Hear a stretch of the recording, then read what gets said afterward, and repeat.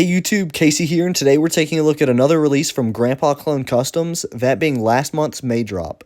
Before we go in depth with these figures, I just want to point out how niche some of these guys really are.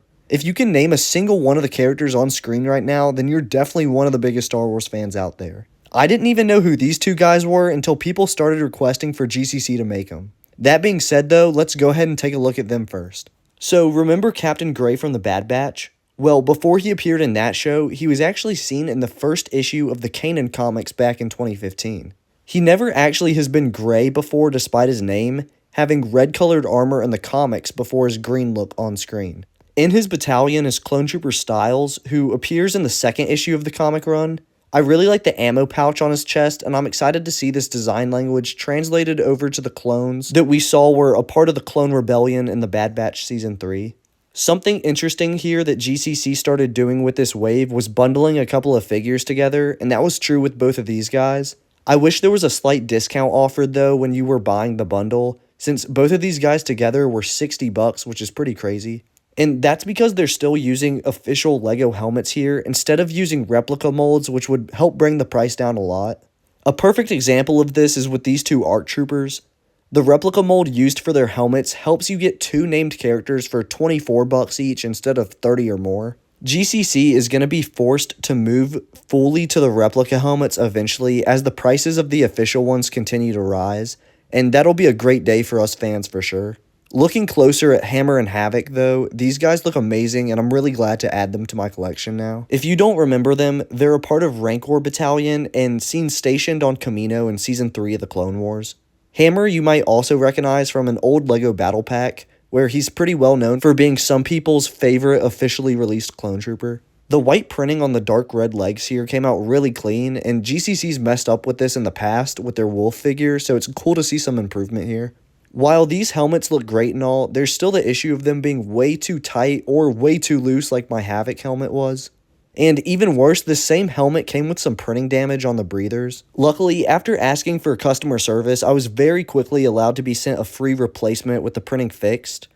That's one of the best things about GCC outside the figures themselves. They've been taking a lot of community feedback recently, even showing off some figure designs before production starts and allowing some changes to be made to them.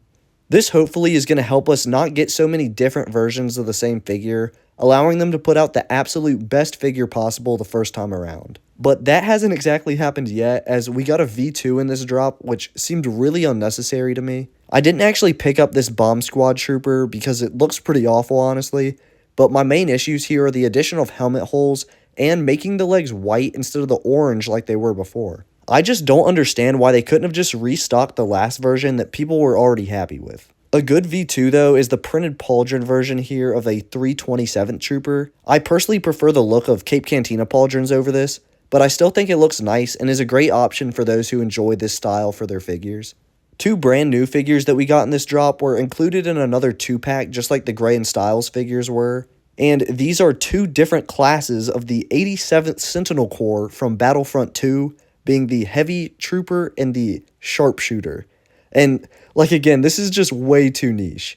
I don't have any issues here with the figures themselves since they look great, but again, just like some of this stuff, it's like why are we getting this before something like a Commander Neo or a Commander Bakara? Two named characters who fans have actually wanted for a long time now.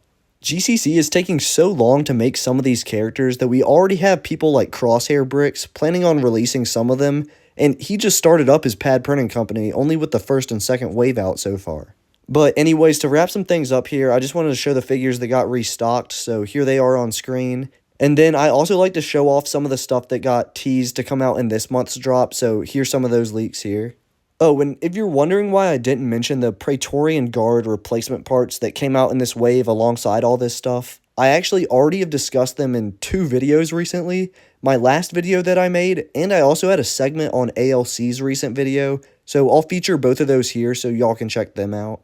But with that all said, remember that Christ is King, and may the Force be with you.